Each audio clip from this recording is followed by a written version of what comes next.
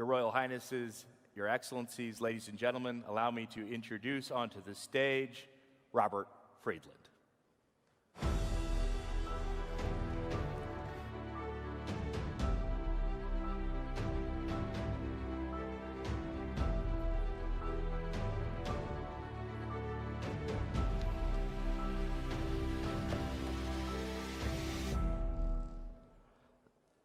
Your Royal Highnesses and Your Excellencies, to all of my brothers and sisters in the Kingdom of Saudi Arabia, my respects and appreciation for being allowed the honor to speak to you about the situation our world finds itself in.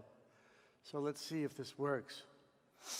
I'd like to start by talking about our small blue dot that we all inhabit, our common spaceship of humanity. Our Earth is spinning on its axis as we sit in this room at 1,670 kilometers per hour.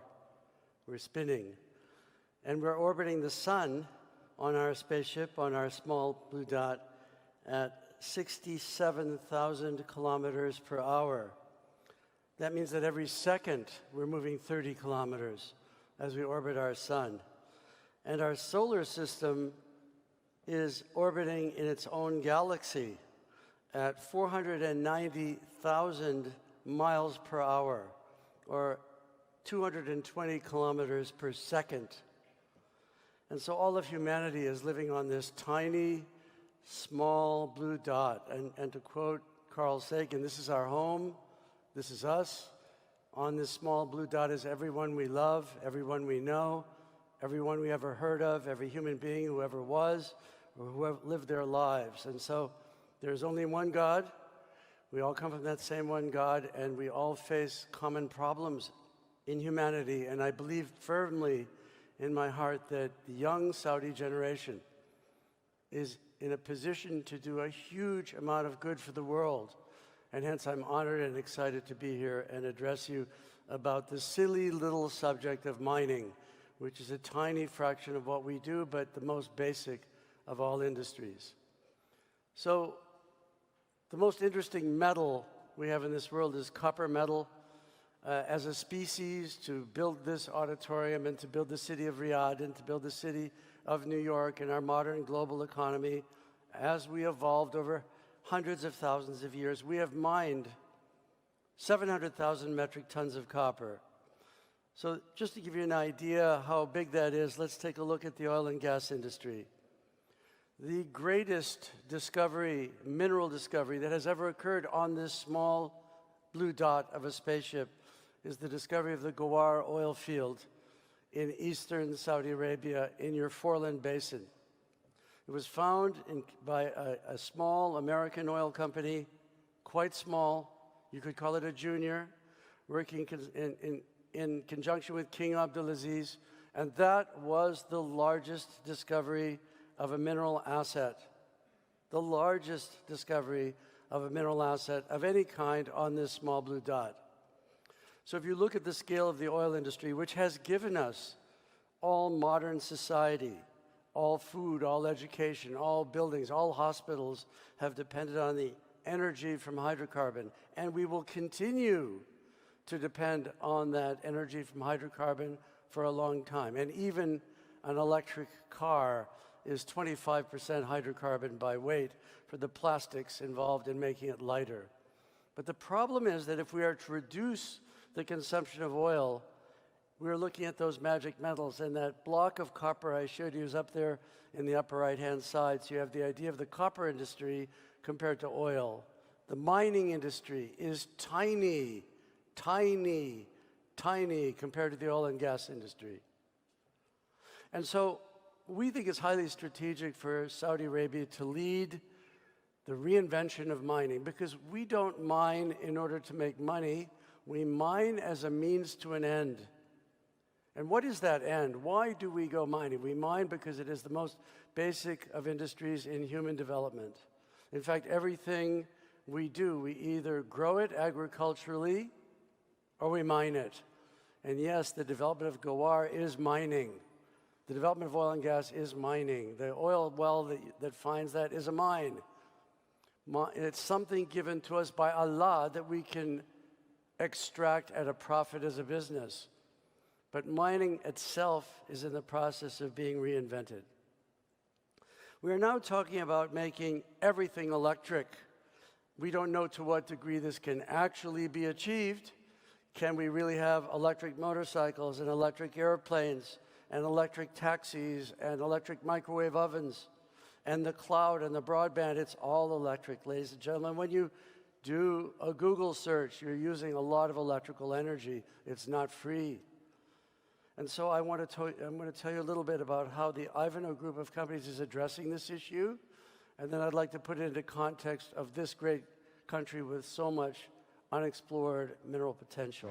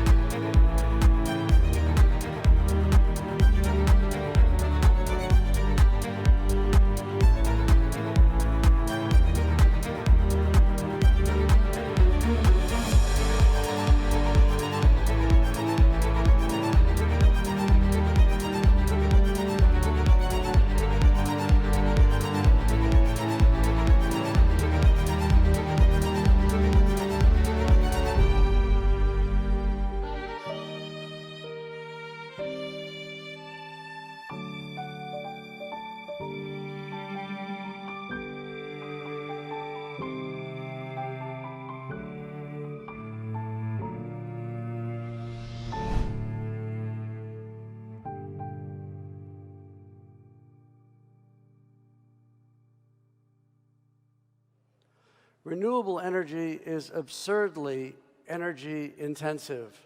When people talk about using wind power, or they talk about using solar power, you're using between 7 and 37 times more copper than any per unit of electrical energy generated. So wind farms, very copper intensive.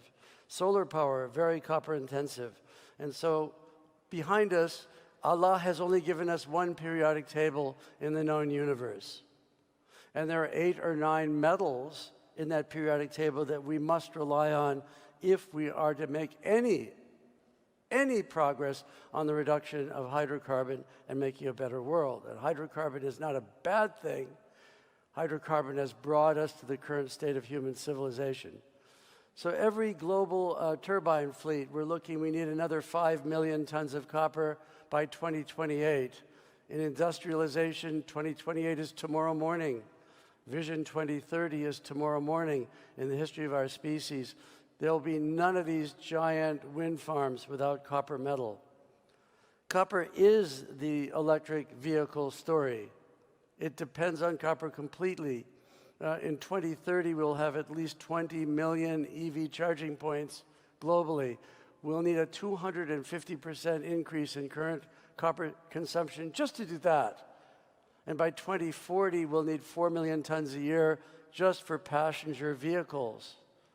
But of course, an electric car doesn't change anything. It's all, how do we generate electrical energy? How do we transmit electrical energy to even think about having electric cars? When I grew up, a Ford Mustang, and I actually saw a Ford Mustang in Alula when I was there a few days ago. I was surprised. But when I grew up, that car used about 20 kilograms of copper per car. And then our Japanese friends at Toyota invented the hybrid automobile that used 40 kilograms of copper per car.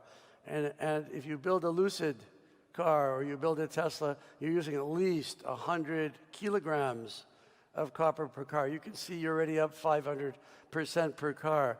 And now we're talking about electric trucks. And an electric truck will need a truckload of copper. So the larger the object that you want to electrify, the more copper you need until you try to go to generating the power in that larger object with hydrogen. But a hydrogen-powered car or truck is also electric, and we'll come to the hydrogen economy soon. So General Motors is going to spend $20 billion on EV production, $20 billion.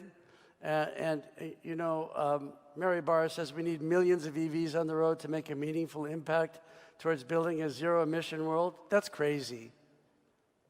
How do you reduce global warming by making more cars? There's 7, 8, 9 billion people scheduled to be on this planet. If everybody has a car, how much global warming gas do we create to even make those cars, to even build those cars? How is the electrical energy generated? How is it transmitted? So I'm talking about an analysis from the cradle to the grave. We have to look at the whole cycle of what we are doing here as a species on our small spaceship hurtling through Earth.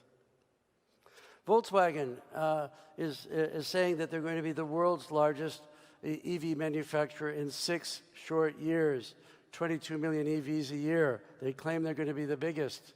Mercedes has now broken the 1,000-kilometer range barrier on their electric car. I've had the privilege to speak to the board of Mercedes-Benz and to Ola, the CEO. That's a beautiful car.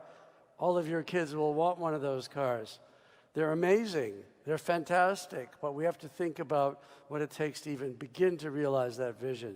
Tesla expects a global shortage of battery raw materials in nickel and copper. And today, nickel is already trading at a 9-year high, and the copper price is exploding. It's above $10,000 a ton, and we haven't even begun. We haven't even started to electrify the world economy. Out of 280 million cars in the United States of America, only 1 million are electric cars. And even an electric car is a fraud if 30 or 40% of the electrical energy in the United States is generated burning coal. So we have to look at the whole system, and I believe that the young people of Saudi Arabia have a critical and bright future in the whole system of maintaining, first, energy security for the world, because energy security is number one. The Europeans didn't get much wind this winter for their wind farms. And silly Angela Merkel shut down her nuclear power plants. So this winter, the Europeans are looking at freezing in the dark. The security of the energy provided by the kingdom underpins the entire world economy. And so when it becomes fashionable for institutional investors not to invest in hydrocarbon, you're obviously going to have higher hydrocarbon prices. And with higher hydrocarbon prices, the role of the Kingdom of Saudi Arabia in the energy transformation becomes even more critical and even more central.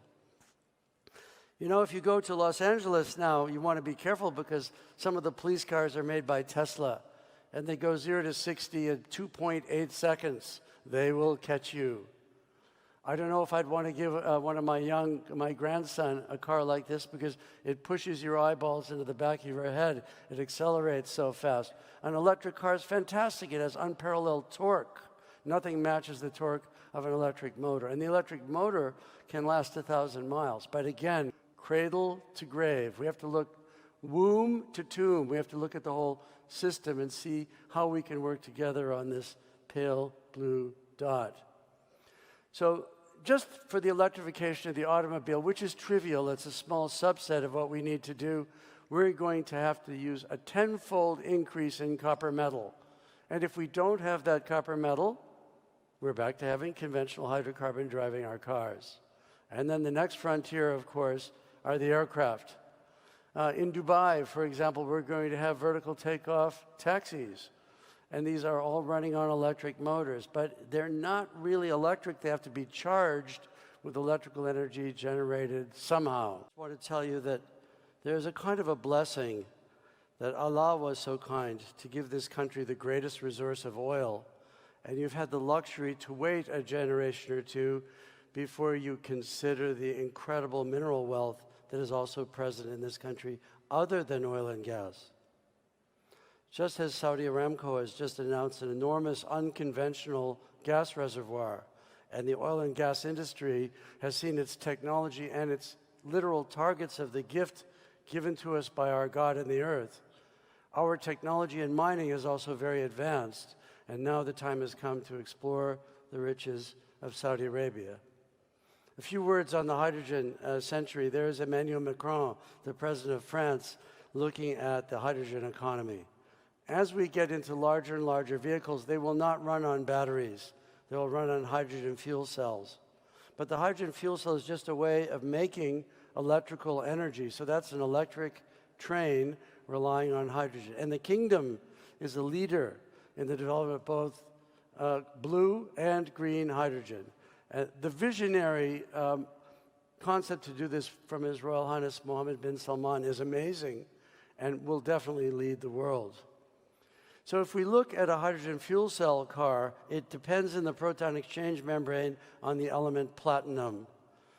A hydrogen fuel cell car needs 5 times more platinum per conventional automobile. And as you get larger with an SUV or a bus or a truck, you need more and more platinum. So I'm happy to tell you in South Africa, our group is developing the largest platinum and palladium mine in the world. We need an enormous, sustained growth in copper and nickel. The blue line is showing you without the electrification of the world economy. If we just go as we are, I want to take you back to the very first slide. Everyone, please remember that big cube of copper, the 700 million tons that it took us 10,000 years to get here to mine. We are scheduled to require another 700 million tons of copper to maintain that blue line if the world maintains 3% GDP growth in the next 22 years. That means in the next 22 years, without electrification, humanity needs to find another 700 million tons of copper metal. Where are we going to find it? Those of us in the mining industry are scared. We don't really see the metals to enable the electrification of all the automobiles. It is a fraud to say that we have enough nickel and copper to electrify all the world's cars. We can electrify some cars, for people that can afford to do that, but not all cars. And so I can assure you, humanity will depend on the energy security that comes from the Kingdom of Saudi Arabia for a long, long time yet. A long time, a generation, 2 generations, but we do need mining. So another use for copper is, so many of you have to wear a mask because of this new virus. All viruses die within a matter of hours if there's copper on that surface. So the United States Army is coating all elements in their army, all army hospitals, with copper metal. It passively kills viruses and germs. And so the friendly green bug fighter kills about 99.9%. If you have a stainless steel counter in your restaurant or your kitchen and you sneeze on that counter, viruses love stainless steel. They'll stay on that stainless steel surface 14 hours. If you see a stainless steel doorknob during flu season, don't touch it, because everybody with the flu will give it to you on that doorknob. But if it's made out of copper, within 2 hours, all the bugs will die. So all of the airports, all of the public facilities in the world will need to be covered with copper because of its meaningful antimicrobial effect. For example, when you go to Brazil now, all the counters in customs and all the rails are covered in copper because the worldwide pandemic has reminded us of copper's antimicrobial activity. In India, for thousands of years, the holy men held their water in a copper pot. It has been known for a long time that copper kills viruses. So just the use of copper for this is just an enormous new requirement. Our problem, looking from an industry perspective, is we're sitting right under the E in demand.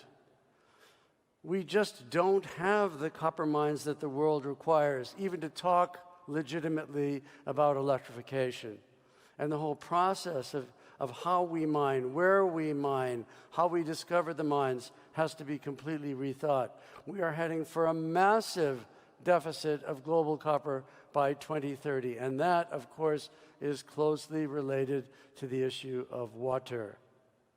I've had the privilege of trying to read the Quran in English, and I saw that the Prophet Muhammad, God rest his soul, spoke about water 63 times. And so the problem of having adequate copper and adequate water for humanity are very closely linked.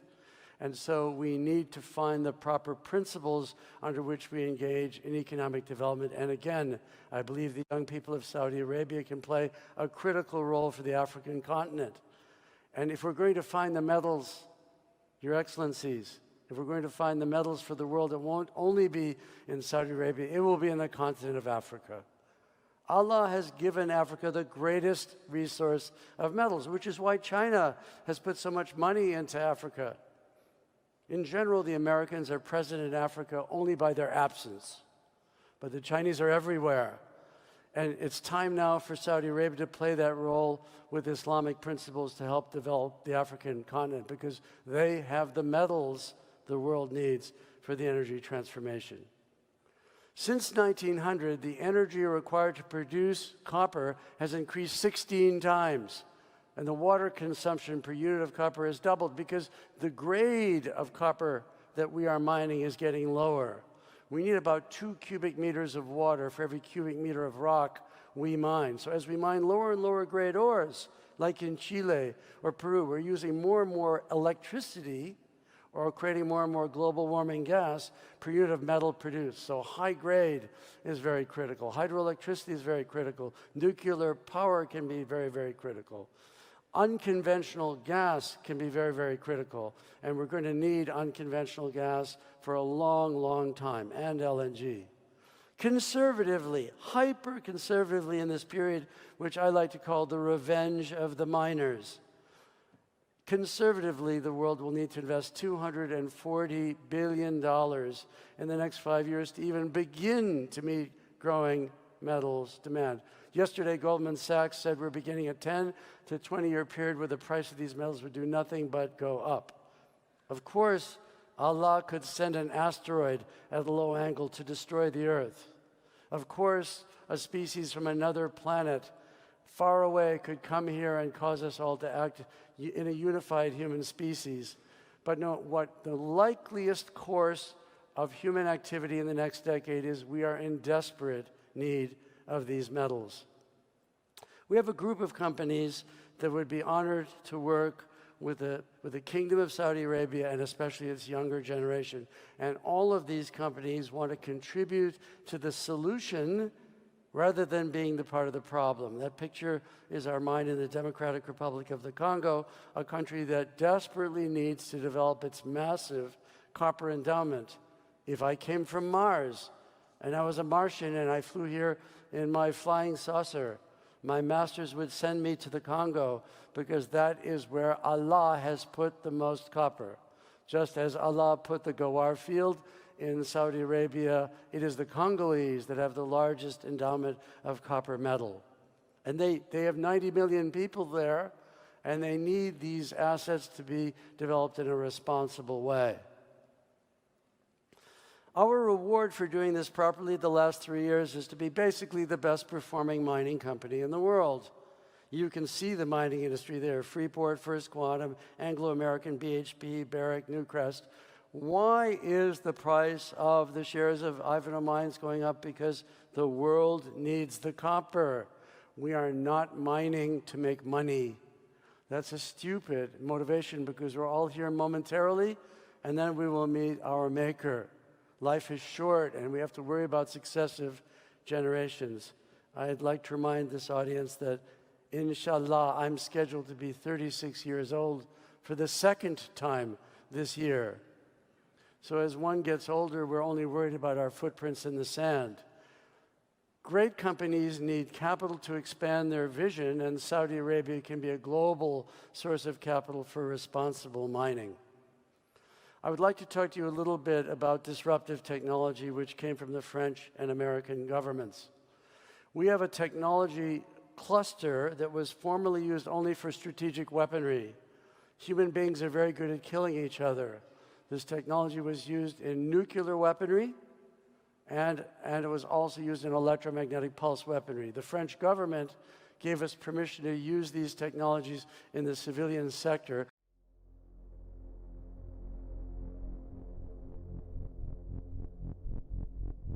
The harnessing of steam power was the engine that drove the first industrial revolution. Steam, transformed into continuous movement, drove the industry to mechanization and mass production. Direct current was the first step in the electrical revolution when Thomas Edison developed the first power stations that converted the mechanical energy of steam into electricity, providing reliable local power for domestic and industrial use. A few years later, alternative current, developed by Nikola Tesla and George Westinghouse, allowed electricity to be distributed efficiently through gigantic, nation-spanning networks that continue to grow to this day. Ever since the War of Currents, electricity has remained the most efficient way of transporting and deploying energy for industrial and domestic purposes. But continued exponential growth in demand is today faced with the exhaustion of natural resources and the damaging effects electricity production has on our environment. Yet for a century, there has been no true breakthrough in this area. iPulse is the breakthrough. By concentrating energy into extremely short electrical bursts, iPulse deploys a technology that brings a major contribution to this new revolution. We call this pulse power. Pulse power converted into shock waves, electrical arcs, or magnetic fields make it possible to efficiently fragment rock and recover valuable materials in mining applications. To manipulate fields capable of revealing the presence of critical mineral deposits at incredible depths, such as copper, cobalt, nickel, or vanadium that is used in large-scale VRB batteries for energy storage. To find new and untapped water resources. To revitalize production in underproducing oil wells. To form and assemble metals by making them behave like liquid. Our technologies propel organizations by giving them the tools to realize their full potential. We source and produce the key industrial metals required for the electrification of everything. We empower scalable, renewable energy projects through storage battery solutions that use innovative battery chemistries and designs. We manufacture using lighter weight metals, that are stronger, recyclable, and create better quality consumer products. We discover new reserves of fresh water to enable more sustainable food production. We uncover additional sources of hydrocarbons and produce them more efficiently with lower environmental impact. And we are deploying machine learning and artificial intelligence processes into all of our activities to ensure we stay 2 steps ahead. This is just the tip of the iceberg, only scratching the surface on what we can achieve. Discovering, transforming, improving, imagining. We prove that everything is possible when you power great ideas. Your Excellencies, Your Royal Highness, and all members of this audience, there are so many great ideas in the young Saudi population. A great decision must have been made to send the young people of Saudi Arabia all over the world and get educated. We've been astonished at the eagerness to improve their country and benefit humanity we meet in the young people here, including the women. By educating women, this will be another reason why I firmly believe Saudi Arabia will be the world leader in economic growth in the next decade. This reminds me a lot of the years when we thought China was going to lift off. And when it did, it really went crazy. There are great technologies all over the world that can help us on the challenges we face. So for the Saudi Shield, which is identical to the Nubian Shield on the other side of the Red Sea, we have a non-invasive technology that generates huge amounts of electrical energy, the output of a nuclear power plant. If there's water down there, if there's copper or gold or nickel, we'll see it. And we can even see if it's oil to very great depths. And this technology is disruptive. It'll take a lot of capital to scale it up, but we could survey the entire kingdom. And in Islamic countries, I'm going to give you a few examples where the Islamic Development Bank and the Saudi capital can go. There are 54 Islamic countries with huge mineral endowment. This one is in Guinea-Conakry. This is Mount Nimba. It's the richest iron ore mine in the world by grade, very close to the ocean. It's only a couple $2 billion to develop it. The railroad and the port will serve as passenger rail and port to develop southern Guinea. Guinea is an Islamic country. Alpha Conde used to come here on Ramadan. It's an example of an Islamic country where Saudi Arabia has a role to play. There's $300 billion of the world's richest iron ore in that mountain, and this is iron ore that goes to steel with the least production of global warming gas. So it's green iron ore. That's why we call it beluga caviar. Or there's Niger. My son is working in Niger. It's another Islamic country with an enormous shovel-ready endowment of uranium. If you're going to build nuclear power plants, you will need to find uranium. Here's another Islamic country, number 170 at the bottom of the World Development Index, that desperately needs Saudi investment to develop their domestic industry. And it's not only uranium in Niger. We know they have gold, for example. So I have 3 minutes, and maybe I can take 1 or 2 questions, but I would like to quote from His Excellency Bandar al-Khorieff, the Minister of Industry and Mines. He says that the value of the mineral wealth in Saudi Arabia is estimated at 1.3 trillion. I think he's talking about metals, not Goar and the oil endowment. We think it's much larger. We would like to show His Excellency that the mineral wealth, as the value of these metals skyrockets, will be much larger. And I would end by also quoting from His Excellency the Vice Minister, who has been very kind to us in inviting us to this conference also. He says that the Kingdom of Saudi Arabia wants to reduce mineral imports by 65%, and that the kingdom aims to derive half of its energy from renewables by Vision 2030, which is tomorrow morning. And so I just want to show you that magnificent building I saw in Alula, and I want to remind all of you that those mirrors are made with copper. It's a new type of copper technology. So copper has thousands of uses. We use copper to find copper, and we salute the vision of Saudi Arabia to make mining one of its pillars of its economy, and we hope and pray that by the grace of God we find to do this in a new and beneficial way. To leave the right kind of footprints in the sand behind us And on this small planet which we all inhabit, the youth of Saudi Arabia lead the role of peaceful development and energy security for the world. And with that, I thank you for the opportunity to speak, and I'm deeply honored to be here. And on behalf of all of our people, we could not be more excited about the potential under Vision 30 from your dynamic leadership to make history. And making history is far more important than trying to make money. With that, I thank you very much.